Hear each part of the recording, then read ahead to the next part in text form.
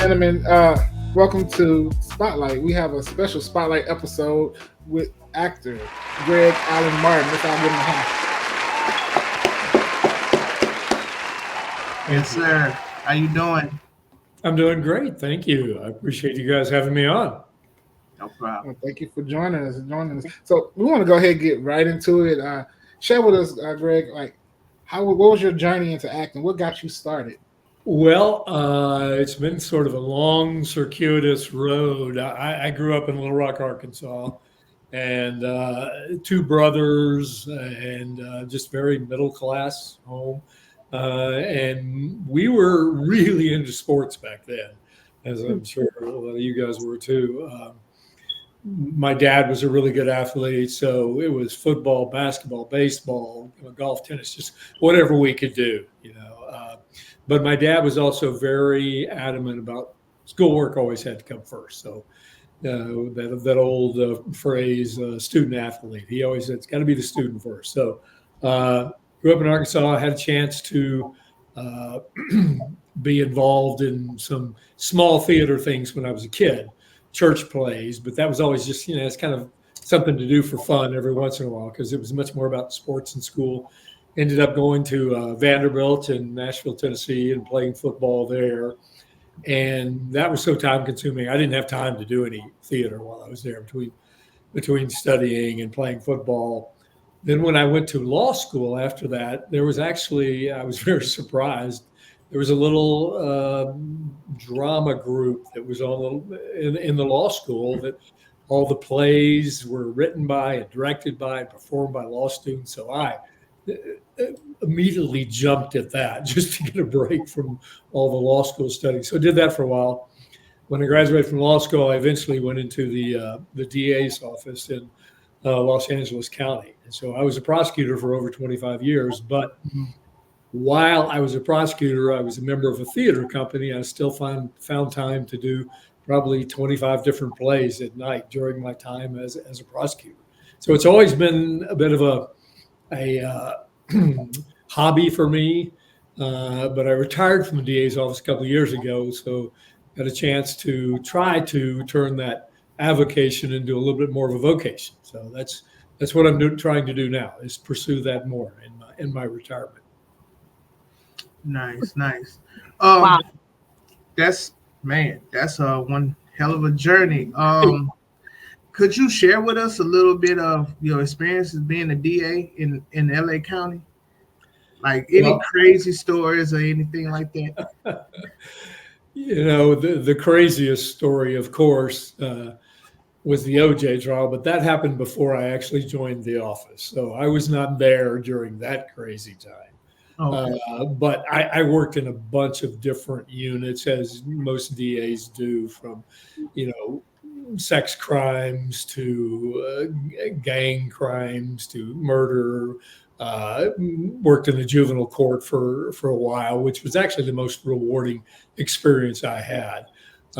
So some of the craziest stories were actually in the sex crimes unit, and I don't think those are ones that I want to go into great detail about. Yeah, that's trigger warnings.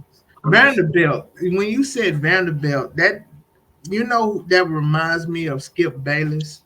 Skip Bayless always talk about Vanderbilt. You never went to school with Skip or anything like that. No, he was a little bit ahead of me. Yeah. Okay.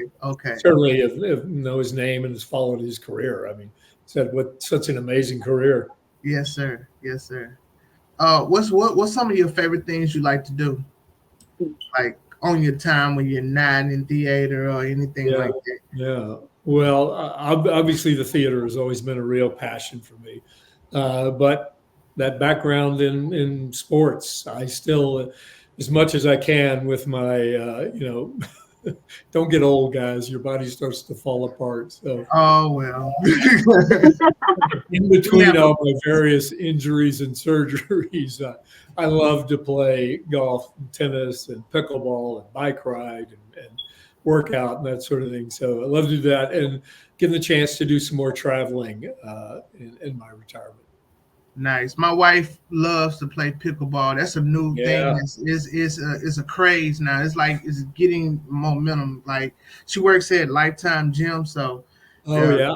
they took out all the basketball courts and replaced them with pickleball now. So Yeah, isn't it? It's amazing how that sport has just exploded, and I think it's still the fastest growing sport in the country. And what's interesting, you don't talk about your wife. My wife too. She'd never done anything athletic in her life, yeah, yeah, and when yeah, pickleball hit, I yeah, convinced her to try it. yeah, And now it is her main social activity. She's got like 30 women around here that she just plays with all the time. And she just yeah. loves it.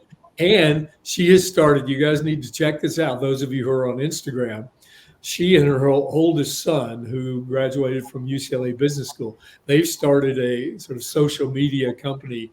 And so you can go on Instagram to the Pickleball Clubhouse, and they film tournaments. That you can see my wife interviewing a lot of different people, and she is so into this. We had the chance, a real blessing, kind of a bucket list thing, to go to Africa a few weeks ago, and she took that pickleball paddle to Africa.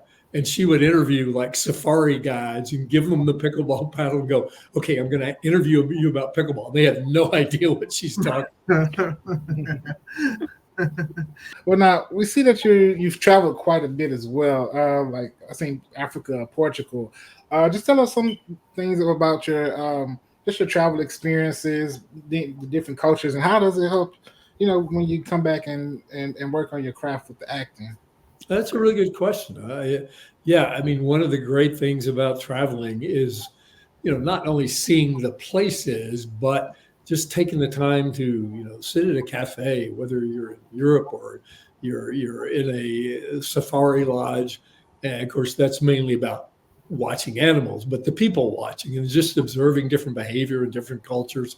Yeah, so you always pick up little things when you study people that you hope to bring back with you and maybe instill into a character at some point in time. So yeah, that's a really good point, and I always try to keep that in mind when I am traveling. Just watch the people, observe behavior, see how people act.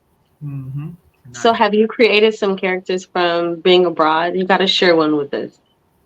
Not really. I don't think there's any specific character because when you get cast in a project like this one that we'll talk about here, Shadrack, that I'm doing now, they're pretty specific about the kind of character they expect you to bring it. So it's not as much creating a character out of something that I've seen before. It's more like bringing to that character certain aspects of what I've seen and what I've observed in people. Yeah. Now, So, just want to get into your process, right? This is when you're preparing, like you, because you work on some pretty iconic shows and films. What's your process when you're preparing for a role? Well, the best thing about doing a project that's really a quality project is the writing. To me, it always goes back to the writing. I mean, sometimes you'll get auditions and you'll read a script and you go, I don't even know how I can make sense out of this because the writing is just not very good. But when you read something where the writing is is very intelligent and very observant of human behavior, it makes it really easy to bring that character to life. And then, as we were talking about earlier, I just bring aspects of my own personality. I got a chance to be in the very first season, second episode of Ozark. And at that time, I mean, of course, it's Jason Bateman I was working with there, and he's a huge, huge star. But at that time, you have no idea what a show like that's going to turn out to be, the Yeah. huge phenomenon it was going to turn out to be. And so that was for a character named Jed, who was a kind of a redneck boat owner. And I was kind of surprised I got casted. I mean, I am from Arkansas, but I was also an attorney, so I tend to gravitate more towards and get cast more in those kind of parts. But what a blessing. They cast me in this. And I had so much fun in that because, I grew up in Arkansas. I spent time around these people. So I kind of brought up my good old redneck boat owner guy, and they put an old floppy hat on me and a kind of funny looking shirt. and it's fun. I mean, that's the fun thing about acting is getting to find characters and bring parts of yourself to these wonderfully written parts. Yeah. I love Ozark, by the way. That I love that show too. Do Yeah. you think that? Do you think like you was like, oh, I got that part. That's fine, but I could have played one of the FBI agents. Yeah, exactly. Oh, every actor does that. You watch TV shows, you go, I could have done that. Yeah, I could have done Yes. that. If there just weren't 10,000 other people who auditioned for that part, I could have gotten that. Right. Did you work closely with the character that played Rose? With No, that played the scene that I had there was strictly with Jason Bateman. It was just the two. Oh, okay. So I didn't even get a chance to meet the other cast members. As the other cast members, when you're not filming that day, you're not even on the set. But God, what a phenomenal actress she is! Wow. Very. Yeah. Yes, she is. Although I got to say, as much as I loved Ozark, and surely everybody's watched it by now, so it's not like you're giving anything away. But Oh yes, sir. the ending of that show, what they did to her, I said, you can't do that. No. Kill off Rose. Yeah. That kind of stung a little bit. Like Yeah. It did. Yeah, that kind of hurt. Oh, that brings back memories. But I know. I know, right? But She was like one of my favorite in the show. Like she was, her character was one of my favorite. Just how they grew her from how they started her, and then how she grew throughout the show. I was like, wow. Yeah, I mean, she was just like the heart of the show in so many Yes. ways. Yeah. Yes, she was absolutely. You talk about working with Jason. Who else have you worked with? Talented artists throughout the industry. Oh wow. I mean, to kind of preface this, I mean, I was working full time as an attorney for most of my career.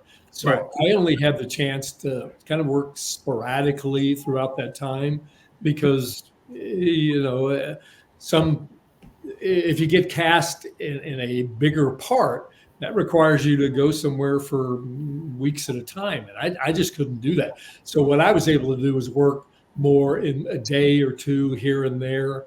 And that allowed me to, keep a toe in the waters. So it really wasn't until after I retired that I was able to go spend 6 weeks shooting Shadrack. I mean, it was a real blessing because if I had gotten that audition, got cast in that while I was a DA, I don't know that I could have taken the part.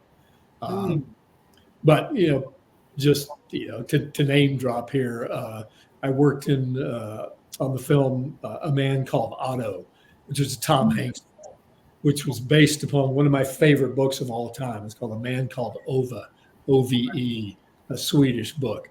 And I actually didn't have a scene with Tom, but he was there on set that day, and I got to spend some time talking to him. And it's always so refreshing. Both Jason Bateman, Tom Hanks, when you meet guys or women, whatever, that are just like not only you expect them to be, that you hope they are. Just such a nice, down-to-earth guy, and just so generous and so warm and so giving. I'm sure not everybody in the industry is that way, but Yeah. you were. All right. Awesome. So now let's go ahead and dive into it. Let's talk about your character, Papa, on the show Shadrack. Great show, by the way. Just tell us about the show, your character, and just let us know about everything going on with that. Sure. Well, Shadrack, the series, it's a 6-episode series. It's a Sony Affirm Originals production. Affirm Originals or Affirm Films, that's the sort of faith-based or family division of Sony. So it's got some, big guns behind it. And it's streaming on PureFlix or Great American PureFlix. There was a time when Great American Family and PureFlix were two separate entities, but they merged not too long ago. So it can be found on PureFlix at pureflix.com. But it's one of, I think, it's the 4th original series that they've done this year. And it was just such a joy to read this because, talking about the character in Ozark, I had to stretch a little bit to find that guy, but this just kind of fit like a glove. He's a younger grandfather, even though I'm not a grandfather yet. Hope to be there soon.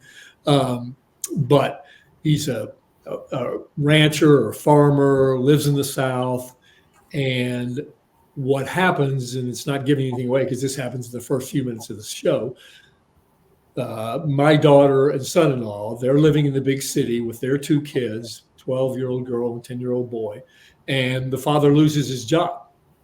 And they are forced to leave the city and move to the country and move in with the grandparents. So there are a number of wonderful things about this show. It's all of a sudden you've got three generations living together, and they're having to figure out how to adjust to all the change in their lives. I mean, we all go through change. So how do we learn to live with each other, how to accept each other? So when it's kind of a cliche to say this is a show for the whole family, but it really is. You've got kids, you've got parents, you've got grandparents. And as you can imagine, the change, especially for the kids that they have to go through. Anna, who is the 12-year-old girl, she's being yanked out of her school, all her friends, all her social media stuff that she spends her time to, and now she's living in the country. And she gets there in the first episode. She's out there going, there's no cell service here. So it's really an adjustment in how they learn to not just survive living with each other, but really to thrive and appreciate.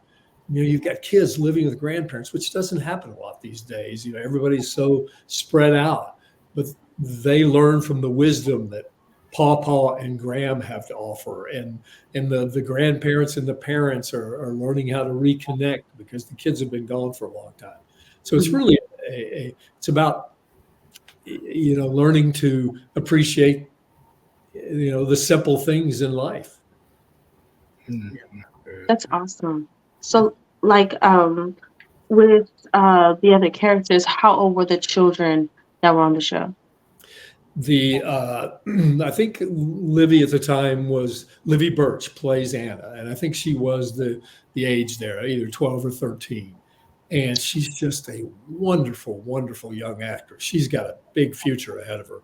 And the show's really centers around her primarily and her relationship with this horse that she encounters. Mm-hmm. That's the name Shadrack. And she has to carry the show, and she does. A lot of the show is done in voiceover, and she's just really wonderful. And her younger brother is played by an actor, an amazing kid named Cale Farrett. He's actually older, but he can play younger. And part of the reason for that, and I think this is one of the wonderful things about the show, is it's a family show and it has some faith elements to it, but they don't beat you over the head with it. It's not preachy. It's not cheesy. Mm-hmm. It's just a part of who they are as a family. And one of the things that's really special about it is Cale Farrett, the actor, and of course, this is part of his character in the show.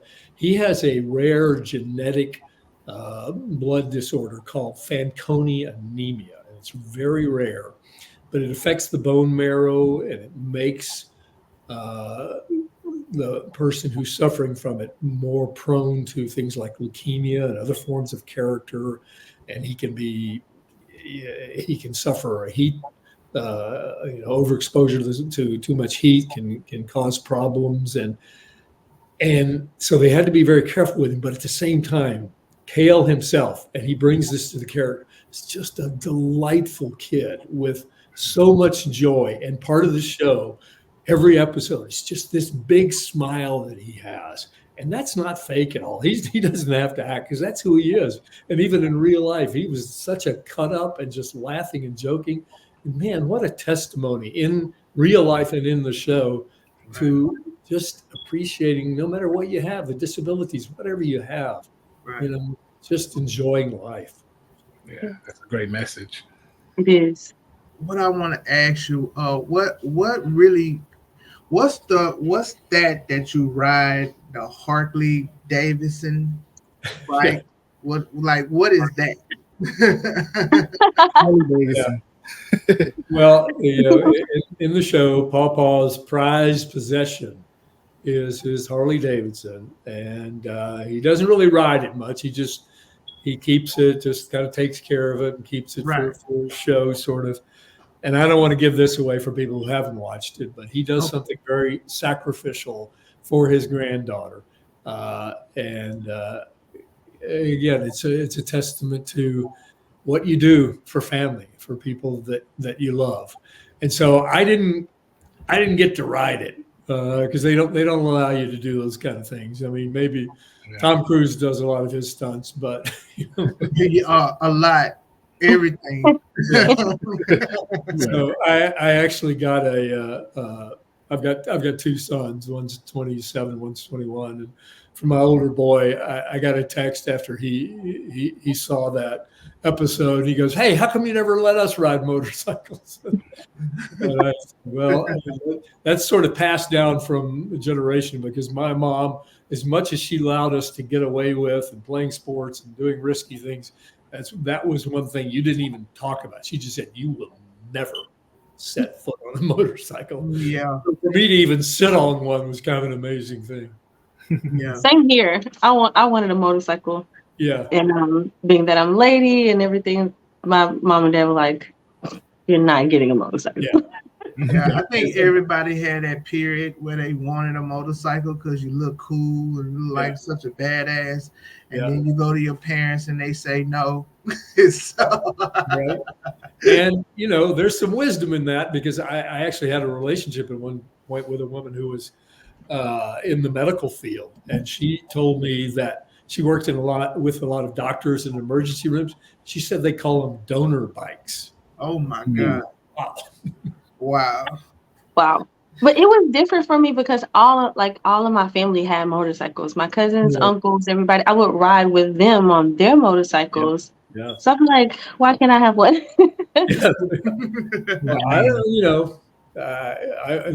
Part of me is kind of glad, because when I'm driving around in Los Angeles and the way they just speed in and out of traffic, I go, "Oh my gosh, how do you survive in that?" Yeah. You have to have a motorcycle out there. Yeah. Yeah. They have a whole motorcycle culture out there, though. Oh, sure. Yeah. Yes, sir. Yeah. So, when you get older, split those lanes. Yeah. Yeah, they know how to split. Yeah.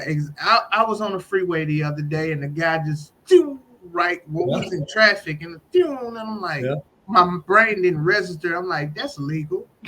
Yeah. I'm always thinking two things. I'm going, "Oh man, I wish I could get there faster." And then I'm going, "And I hope you make it." Same. Especially in the traffic out here is getting really bad. So I'm starting to see more people on like mopeds and bikes and things like that. And I'm like, I might have to get one. Now, of course, you've played several roles. You were in A Man Called Otto, to Madman, Ozark, so many characters, right? Over the span of your acting career, is there any character particular that's like you have a favorite, or that one that just really stayed with you that you really liked? Well, and then I'm not just doing this to promote Shadrack, but this character, this one of Paw Paw, just really spoke to me in so many ways, because it's all about family, and it's all about, as the character of Paw Paw in particular has gotten older. When you get older, you gain a lot of wrinkles, but hopefully you gain some wisdom in being able to invest in his family in a way that he probably wasn't expecting, because Graham and Paw Paw, they're living alone and see the grandkids and the kids every once in a while when they come visit. But now all of a sudden he gets a chance to really invest back in him. And he teaches Anna so much about this horse. And, just to flip back to me, I mean, I've got two boys, and it was one of the things that I tried to do with them, because my dad did it for me. Like I said, we were all about sports. My two boys were really good athletes. And when I graduated from law school, bouncing around here a little bit, but I had the opportunity to go work in a big law firm, but part of me was thinking, I mean, that didn't really interest me that much, but part of it was also the lifestyle that would require, 80 hours a week and late hours and working on weekends and that sort of thing. And I didn't want to do that. Criminal law interested me more, but also I knew that it would afford a lifestyle where I could do what my dad did. I coached my boys in every sport. I was at every practice, every game, that sort of thing. And it's just, they don't say thank you a lot. Hopefully when they get into their 30s or 40s, they'll go, "Oh, Dad, hey, thanks, I appreciate that." But I'm still waiting for that. And I also, my last stint in the DA's office, I did get to work in a juvenile courtroom, and that really brought home to me just how important family is. Not that I didn't know that before, but the most, I guess, the most significant common denominator I saw with the kids who were in the juvenile system was the breakdown of the family. I mean, so many of them didn't have fathers growing up, didn't have mentors. And a lot of times they were there with a mom and sometimes even with grandparents. But it really brought home the fact of just how really vital family is. And so much in the world is divided nowadays. So those are the people. I mean, the phrase, it takes a village. No, it really takes a family more than anything else. Absolutely. Wow. Amazing. Do you have any advice that you would like to share with the audience?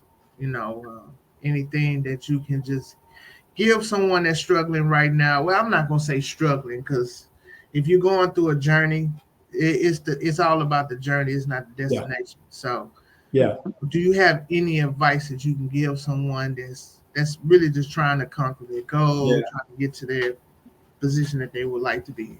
Yeah, that's great. I couldn't agree more. It is all about the journey, and again, going back to Shadrack here. I mean, I'm older than you guys, and it's been quite a journey. And my journey has, even though it sounds, when I gave you the thumbnail sketch, it sounds like it was kind of planned out. No, not at all. I mean, there is very little about where I am now that I ever would have expected.